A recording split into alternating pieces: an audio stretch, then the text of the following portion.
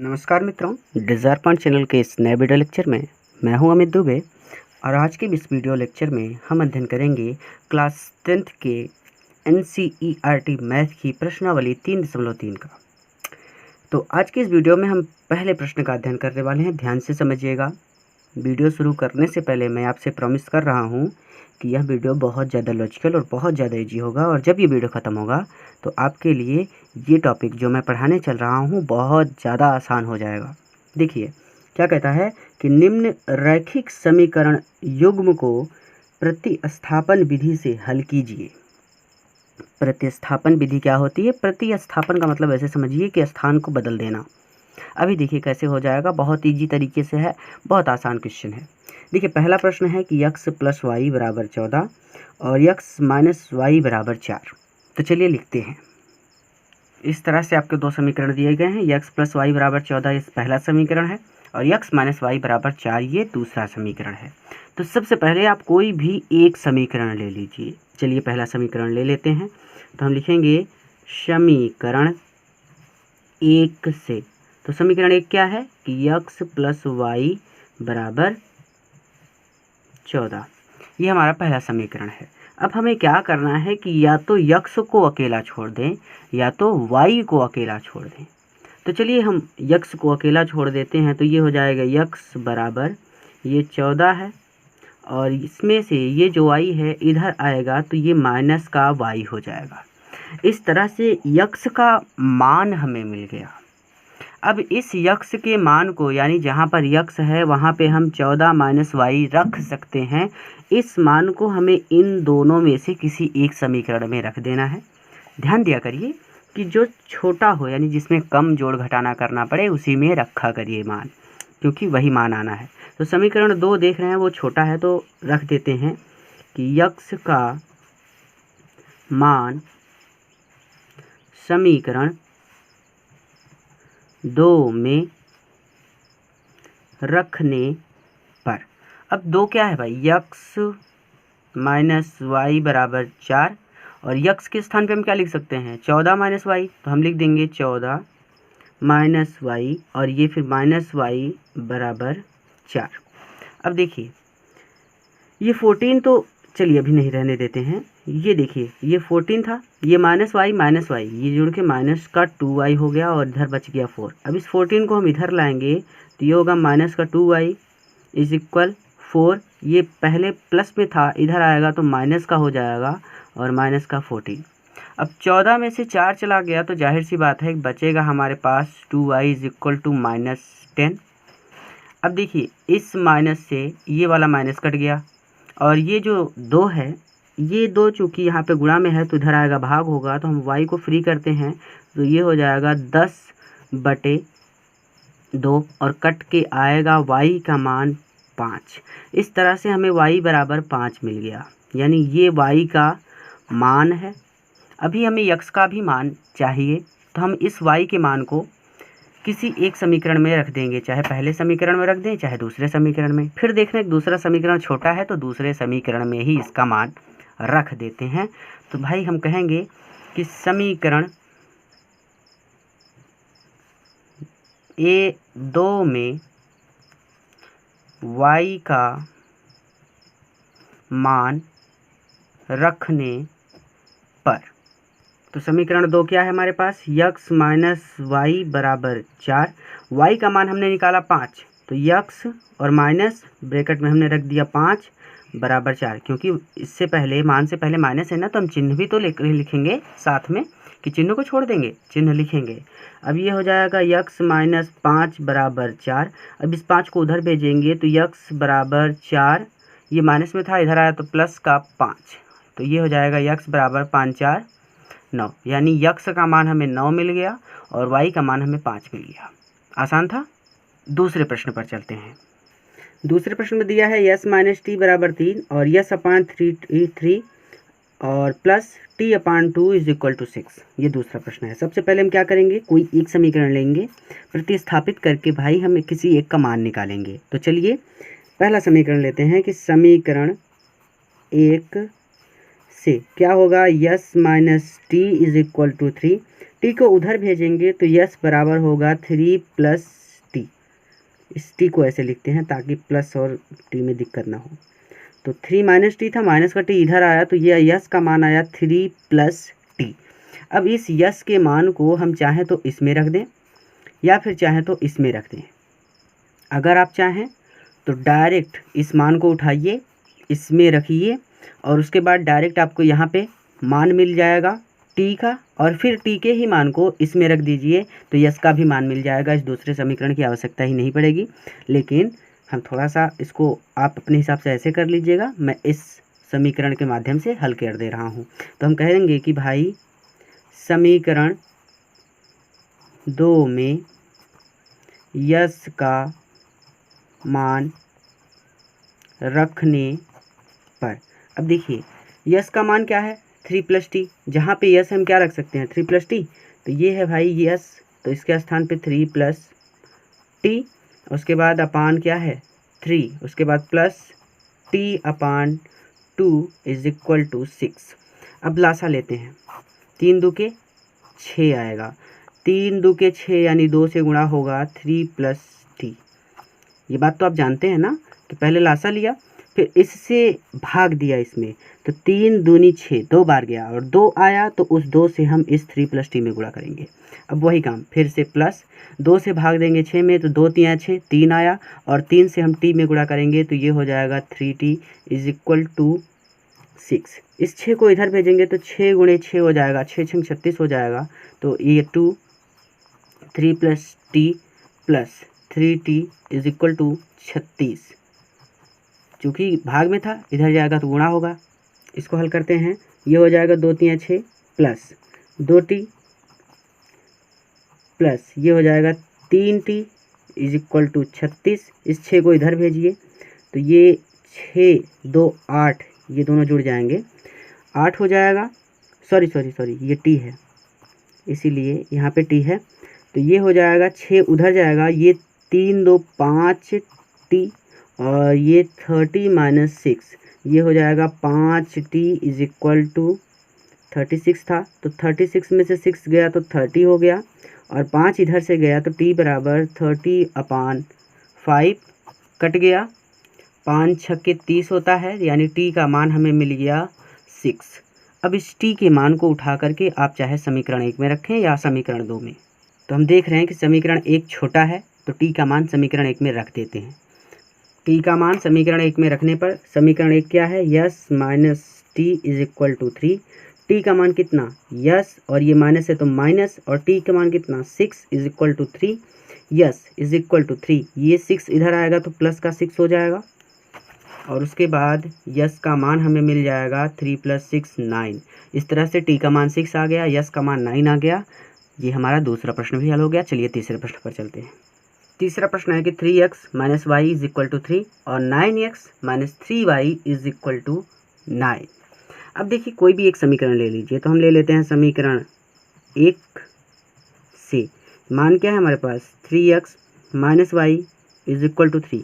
ये y पहले से माइनस में है तो इसको इधर करते हैं, यानी x को फ्री करते हैं, ये 3x ये इक्वल टू 3 और ये इधर आया तो प्लस का y हो गया। यक्स को फ्री करते हैं तो 3 इधर आएगा तो x is equal to 3 plus Y upon 3, यानी यक्स का मान मिल गया हमें 3 प्लस वाई अपान 3। और इस यक्स के मान को हम कहीं पर भी रख सकते हैं जहाँ पर यक्स होगा। तो यक्स के मान को समीकरण 2 में रख देते हैं, चाहे तो आप 1 में भी रख सकते हैं, आपकी मर्जी, चाहे जिस समीकरण में रखें। ठीक है, बस मैं दोनों समीकरण का यूज करने का प्रयास कर रहा हूँ। सिर्फ एक ही समीकरण से मान निकाला जा सकता है अगर आप चाहें तो यक्स का मान समीकरण 2 में प्रतिस्थापित करने पर, प्रतिस्थापन विधि से पढ़ रहे हैं ना, तो आप चाहे प्रतिस्थापित लिखें या फिर रखने पर भी लिख सकते हैं। तो हमारा समीकरण नंबर 2 है 9x minus 3y is equal to 9। अब यक्स का मान हमने निकाला है 3 प्लस वाई अपान 3, तो हम ये लिखेंगे 9 और यक्स के स्थान पे हम इतना लिख सकते हैं, तो इसका मतलब ब्रैकेट लगाएंगे 3 plus Y upon 3 minus 3y is equal to 9। अब देखिए इस चाहे तो आप इससे काट सकते हैं, ये 3 है, ये 3 तिया 9, ये 3 हो जाएगा, यानी हमारे पास आएगा 3 plus Y minus 3y is equal to 9।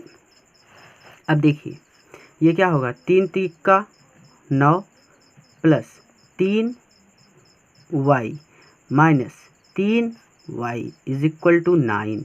अब अगर ध्यान से देखें तो ये 3y से ये 3y कट जाएगा, कट गया। हमारे पास आएगा क्या, 9 बराबर 9, और ये 9 से 9 भी कट जाएगा। यानी यहाँ पे सीधी सी बात है, जब यहाँ पे ऐसी कोई स्थिति आए कि यक्स से यक्स कट जाए या फिर वाई से वाई कट जाए, तो आप एक लाइन में एक उत्तर लिख देंगे कि यक्स और वाई के कोई मान प्राप्त नहीं होंगे। ये तो बड़ी आसान सी सवाल थी कि भाई हमें लिख देना है कि यक्स और वाई का कोई मान प्राप्त नहीं होगा, क्योंकि 3y से 3y कट गया, अब y का मान आया नहीं। तो इसका मतलब, चाहे इस बात को हमेशा आपको याद रखना है कि चाहे यक्स से यक्स कट जाए हल करते हुए, या फिर y से y कट जाए, पूरा का पूरा कट गया, तो हम एक लाइन लिख देंगे कि अर्थात यक्स और y का कोई मान प्राप्त नहीं होगा। तो अगला प्रश्न है, चौथा प्रश्न है, देखकर डरिएगा मत, बहुत ज़्यादा आसान सवाल है, ये तो सबसे ज़्यादा आसान है। देखिए कैसे हल हो जाएगा कि 0.2x plus 0.3y is equal to 1.3, ये हमारा पहला समीकरण है, और 0.4x plus 0.5y is equal to 2.3, ये हमारा दूसरा समीकरण है। तो सबसे पहले कोई एक समीकरण ले लीजिए, जैसा कि हम करते हैं हर बार। तो हम कहते हैं भाई कि चलिए हम समीकरण 1 ही ले लेते हैं, हर बार लेते चले आए हैं। तो समीकरण 1 से, अब समीकरण 1 है 0.2x plus 0.3y is equal to 1.3। अब देखिए किसी एक को उधर भेज दीजिए, तो यक्स का ही मान निकालते हैं। 0.2x इज इक्वल टू 1.3, ये इधर आएगा तो माइनस का 0.3y, और यक्स को फ्री करते हैं तो भाई ये 0.2 है जो ये इधर आके भाग हो जाएगा, तो यक्स बराबर 1.3 माइनस 0.3y अपान में 0.2। हमने यक्स का मान निकाल लिया। अब यक्स का मान किसी भी एक समीकरण में रख देंगे, तो चलिए समीकरण 2 में रख देते हैं। तो इस तरह से हम लिखेंगे कि यक्स का मान समीकरण 2 में प्रतिस्थापित करने पर समीकरण 2 है हमारा 0.4x प्लस 0.5y बराबर 2.3, और यक्स का मान निकाला है हमने 1.3 माइनस 0.3y अपान 0.2। अब देखिए ये होगा 0.4, यक्स के स्थान पे हम लिख सकते हैं 1.3 माइनस 0.3y अपान 0.2 ब्रैकेट बंद प्लस 0.5y बराबर 2.3। सिर्फ यक्स के स्थान पे हमने इतना रख दिया। अब देखिए अगर ध्यान से समझें तो ब्रैकेट लगा है, इसका मतलब इसके और इन दोनों के बीच गुणा है, गुणा है, तो ये बटे में है और ये अंश में है। सिंपल बात कि ये अंश में है और ये हर में है, तो एक दूसरे से कट जाएंगे। देखिए 0.4 से जब भाग देंगे 0.2 में, सॉरी 0.2 से जब भाग देंगे 0.4 में, तो कट के आएगा 2। ठीक है, 2 से गुणा करके आगे अगर आप देखना चाहें तो देख सकते हैं कि 0.2 में गुणा करेंगे 2 से तो कितना आएगा, 2 दूनी 4, उसके बाद 0.0। इसका मतलब जैसे 4 में भाग दिया 2 से तो 2 आया, उसी तरह से 0.2 से भाग दिया 0.4 में तो हमें 2 मिल गया। आसान बात थी। 6 में देते तो 3 मिल जाता ना, जैसे 2 से, बस यही है कि दशमलव लगा है आगे, बस और कुछ नहीं, मोटी मोटी बात समझिए। तो ये तो कट गए और कट के हमें मिल गया 2, और हमारे पास है 1.3 माइनस 0.3y प्लस 0.5y बराबर 2.3। अब गुणा करते हैं, चाहे तो 13 दूनी 26 लिख के डायरेक्ट लिख सकते हैं कि 13 दूनी 26 और बीच में दशमलव लगा देंगे, या फिर आप चाहे तो एक एक अंक का गुणा करिए, तो 2 एकन्नम 2, फिर 2 तिहाई 6 और बीच में दशमलव है तो बीच में दशमलव लग जाएगा, यानी 13 दूनी 26 लिखते तो भी बीच में दशमलव लग जाता, और एक एक अंक का गुणा किया तो वो भी लग गया। अब आगे माइनस, इससे गुणा इसमें करेंगे तो 2 से 0 में गुणा करेंगे तो 0, और 2 से दशमलव लगा देते हैं, 2 से 3 में गुणा करेंगे तो 6, और ये होगा y, और ये 0.5y बराबर 2.3। अब देखिए ये y है, ये भी y है, एक माइनस में है एक प्लस में है, तो पहले इसके अंकों को ले लेते हैं, इसको और इसको घटा के देख लेते हैं कितना आएगा। ये 0.6 है, 0.6, और ये 0.5 है, ये 0.5।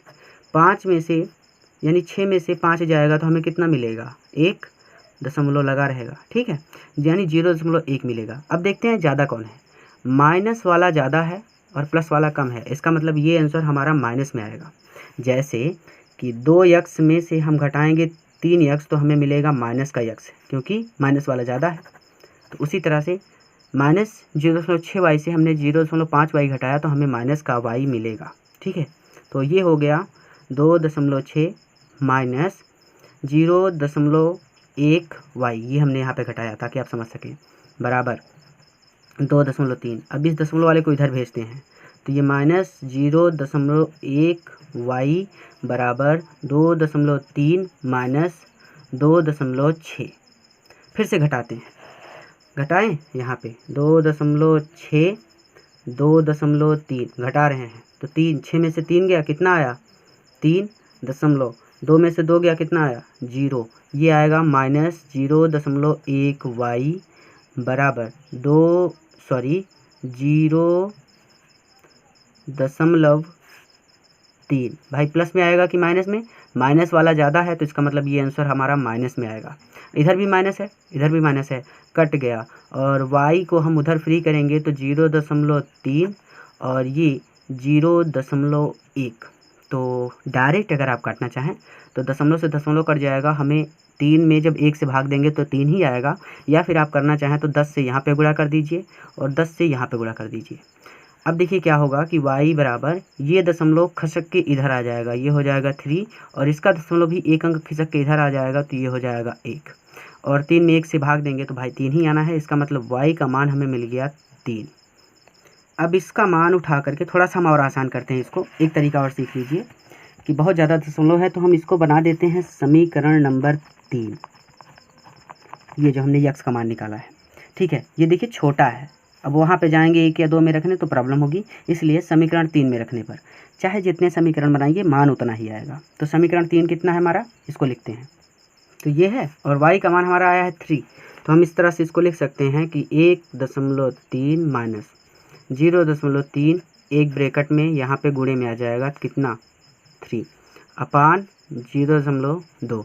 अब देखिए क्या होगा, कुछ भी नहीं होगा, बहुत ज़्यादा ईजी है। अब यहाँ पे हम गुणा करके लिखेंगे भाई 1.3 माइनस 3 त्रिका 9, यानी माइनस का आएगा 0.9 और अपान में 0.2।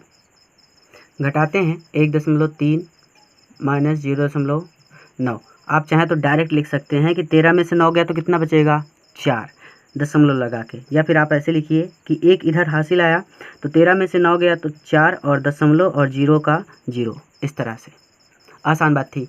और इस तरह से हम लिखेंगे कि 0.4 बटे 0.2, ये किसके बराबर है यक्स के, इसको हमने घटाया तो हमें 0.4 मिला। अभी अभी हल किया था 0.4 में जब 0.2 से भाग देंगे तो हमें मिलेगा 2, यानी यक्स का मान आएगा 2, इस तरह से। पांचवा प्रश्न है कि √2x plus √3y is equal to 0, √3x minus √8y is equal to 0। ये भी बड़ा आसान प्रश्न है, ध्यान से समझिए कि कोई भी एक समीकरण ले लीजिए, कोई भी एक समीकरण ले लेते हैं कि भाई समीकरण एक ही ले लेते हैं कि एक से समीकरण एक क्या है कि √2x plus √3y is equal to 0। अब फ्री करिए कि यक्स को फ्री करें कि वाई को फ्री करें, चाहे जिसको फ्री करें एक माइनस में आएगा। तो चलिए √2x इसको भेजते हैं इधर, तो ये होगा क्या कि अंडर रूट ये प्लस में था तो इधर आएगा तो माइनस का √3y हो जाएगा। अब यहाँ पे √2 का यक्स में गुणा है तो यक्स को फ्री करेंगे तो ये हो जाएगा माइनस का √3 अपान √2 और ये हो जाएगा y।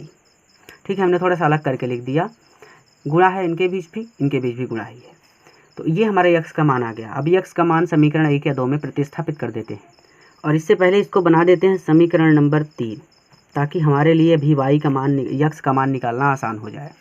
तो भाई हम यह लिखते हैं कि यक्स का मान, तो यक्स का मान समीकरण 2 में प्रतिस्थापित करने पर, एक बात और, ये जो मैं समीकरण 3 बना देता हूँ ये अपनी सुविधा के लिए बना देता हूँ। अगर आप चाहें तो चाहे जब y का मान आएगा तो आप चाहे इस समीकरण में रखें, चाहे इस समीकरण में रखें, चाहे जिस समीकरण में रखें, कोई फ़र्क नहीं पड़ता। ठीक है, तो आपको चाहे बस इतना याद रखना है कि हम इसलिए बनाते हैं समीकरण 3 ताकि हमें थोड़ी सी सुविधा प्राप्त हो जाए। ठीक है, तो चलिए मान रखते हैं भाई यक्स का मान समीकरण 2 में प्रतिस्थापित करने पर, तो समीकरण 2 है हमारे पास √3x minus √8y is equal to 0। X का मान यानी यक्स के स्थान पर हम लिख सकते हैं पहली बात तो √3 और फिर यक्स के स्थान पे माइनस √3 √2y और माइनस √8 और y इज इक्वल टू 0। इस तरह एक बात ध्यान रखिएगा, जैसे √3 गुणे √3 करें तो 3 गुणे 3 अंडर रूट गुणे अंडर रूट हो जाएगा, ये 3 फ्री हो जाता है। ठीक है, अगर समान संख्या से ये संख्या और ये संख्या दोनों बराबर हों और दोनों अंडर रूट में हो तो अंडर रूट हट के 3 आ जाता है। इस बात को ध्यान रखिएगा। अब देखिए हम क्या करेंगे, गुणा करेंगे। तो यहाँ पे √3 है और इनके दोनों के बीच गुणा है, तो भाई होगा क्या, होगा कुछ नहीं। यहाँ पे √3, इसको कुछ इस तरह से लिख सकते हैं कि माइनस √3 गुणे √3, ये सिर्फ आपके समझने के लिए कर रहे हैं, और √2 और y और minus √8 y is equal to 0। अब √3 गुणा हुआ तो क्या होगा, √3 3 हो जाएगा, तो ये हो गया 3 और अपान में बचा √2 y minus √8 y is equal to 0। अब √8 को क्या लिख सकते हैं, इसको भी समझ लेते हैं कि √8 को क्या लिख सकते हैं। कि √8 को हम गुणा करके लिखते हैं कि 2 लिख सकते हैं, फिर 2 दूनी 4 लिख सकते हैं और 4 दूनी 8। देखिए 2 दूनी 4 और 4 दूनी 8। और आप जानते हैं कि जिसका जोड़ा बन जाए अंडर रूट में वो बाहर आ जाता है, तो इसका मतलब ये दोनों तो बाहर आ गए। ये दोनों जिनका जोड़ा बन गया उनमें से एक बाहर आ गया और बचा क्या अंडर, जिसका जोड़ा नहीं बना, तो ये हो गया 2। तो √8 को हम लिख सकते हैं 2 √2। फिर से आराम से, कहीं नहीं जाना, कोई जल्दी नहीं है, कि √8 को हम भाई अगर गुणा करें, गुणनखंड विधि से अपने हल करें, तो ये होगा 8, ये 4 फिर कटेगा, फिर 2 फिर कटेगा, तो 1 आ जाएगा। यानी 2 गुणे 2 गुणे 2, इस रूप में हम 8 को लिख सकते हैं। अब अंडर रूट में था तो हमने इसको √8 में लिख दिया। अब हम जानते हैं कि किसी का भी अगर जोड़ा बन जाए रूट में, तो अगर जोड़ा बन जाता है तो वो दोनों मिलकर 1 हो जाते हैं और बाहर आ जाते हैं। तो 2 गुणे 2 इनका जोड़ा बन गया, तो इन दोनों में से 1 2 बाहर आ गया, यानी इन दोनों का काम खत्म हो गया। ठीक है, अब बचा √2, तो चूंकि इसका जोड़ा नहीं बना, इसलिए ये अंडर रूट में ही रहेगा, तो 2 √2 हमें मिल गया। तो हम 8 के स्थान पे लिख सकते हैं कि -3 √2, यहाँ पे अब y को साथ में लिख देते हैं, माइनस √8 के स्थान पे लिख सकते हैं 2 √2 y इज इक्वल टू 0। लासा लेते हैं पूरे का, इन दोनों का लासा क्या आएगा भाई, √2 आएगा। अब देखिए √2 से √2 में भाग देंगे, कट जाएगा, यानी √2 से √2 में भाग दिया तो कट गया, 1 आया। जैसे 2 से 2 में भाग देंगे तो कट जाएगा, 1 आएगा। और इस 1 से जब इसमें गुणा करेंगे तो भाई 1 से किसी संख्या में गुणा करिए, उतना ही आता है, तो ये हो जाएगा -3y। अब चूंकि यहाँ पे इसका जो हर है वो 1 है, और 1 से जब यहाँ पे भाग देंगे तो √2 आएगा, और इस √2 से इसमें गुणा होगा। तो अब देखिए क्या होगा कि भाई हमारे पास 2 √2 पहले से था और इसमें फिर से गुणा होना है √2 से। तो जैसे √3 गुणे √3 3 हो गया था, वैसे ही √2 गुणे √2 कितना हो जाएगा, 2। और इस 2 और √2 के बीच में भी गुणा है, तो ये 2 गुणे 2 हो जाएगा। ये 2 दूनी, ये दोनों तो फ्री हो गए और 2 हो गए, यानी इन दोनों को मिला करके हमने 2 लिख दिया, और ये 2 हमारे पास पहले से था और इस दोनों के बीच में गुणा था तो गुणा लिख दिया, 2 दूनी 4। तो हम लिख सकते हैं यहाँ पे कितना, -4y इज इक्वल टू 0। आसान बात थी। अब ध्यान से समझना, क्योंकि ये भाग में है तो इधर जाएगा तो गुणा होगा, और 0 से किसी भी संख्या में गुणा करिए वो 0 कर देता है। तो हमने √2 को 0 से गुणा किया, 0 हो गया। इधर बचा हमारे पास -3y और -4y, और ये उसमें गुणा हुआ इसलिए ये हो गया 0। अब ये 4 3 -7y बराबर 0। अब फिर से, अब भाई ये 7y था, इस 7 को जब इधर भेजेंगे तो यहाँ पे बचेगा -y, 7 आएगा 0 में भाग होगा, यानी फिर से 0 हो गया पूरा का पूरा। और इस माइनस को इधर भेजेंगे तो यानी फिर 0 कभी माइनस में नहीं होता, यानी -0 नहीं लिख सकते, इसलिए ये ख़त्म, माइनस का अस्तित्व ख़त्म। y का मान हमें मिल गया 0। अब y का मान किसी भी समीकरण में रख देते हैं, तो समीकरण 3 बनाया है तो समीकरण 3 में हम y का मान रख देते हैं। तो आप चाहें तो समीकरण 3 में y का मान रखने पर ऐसे लिख सकते हैं, या फिर समीकरण 3 में y का मान प्रतिस्थापित करने पर ऐसे लिख सकते हैं। तो अब y का मान कितना आया, 0, तो यक्स बराबर -√3 अपान √2 और गुणते 0, और 0 से किसी भी संख्या में गुणा करिए वो 0 कर देगा, तो यक्स बराबर 0 इस तरह से। और ये हो गया हमारा आंसर, यानी यक्स का मान भी 0 और वाई का मान भी 0। एक बार एक्सरसाइज कर लीजिएगा, ये धुआं हो जाएगा। तो भाई अब इसका आखिरी प्रश्न है छठा वाला, और ये आपके लिए होमवर्क है। जब अगले वीडियो में मैं दूसरे प्रश्न पर से स्टार्ट करूंगा तो मैं इस प्रश्न को हल कर दूंगा। एक बार इसे अपने आप से ट्राई कीजिएगा कि 3x upon 2 minus 5y upon 3 is equal to -2 और x upon 3 plus y upon 2 is equal to 13 upon 6। इसको खुद से ट्राई कीजिएगा। अगले वीडियो लेक्चर में मैं इसे हल कर दूंगा। आज के इस वीडियो में बस इतना ही। इसके आगे के प्रश्नों का अध्ययन हम अगले वीडियो लेक्चर में करेंगे। पूरा वीडियो देखने के लिए आपको बहुत बहुत धन्यवाद।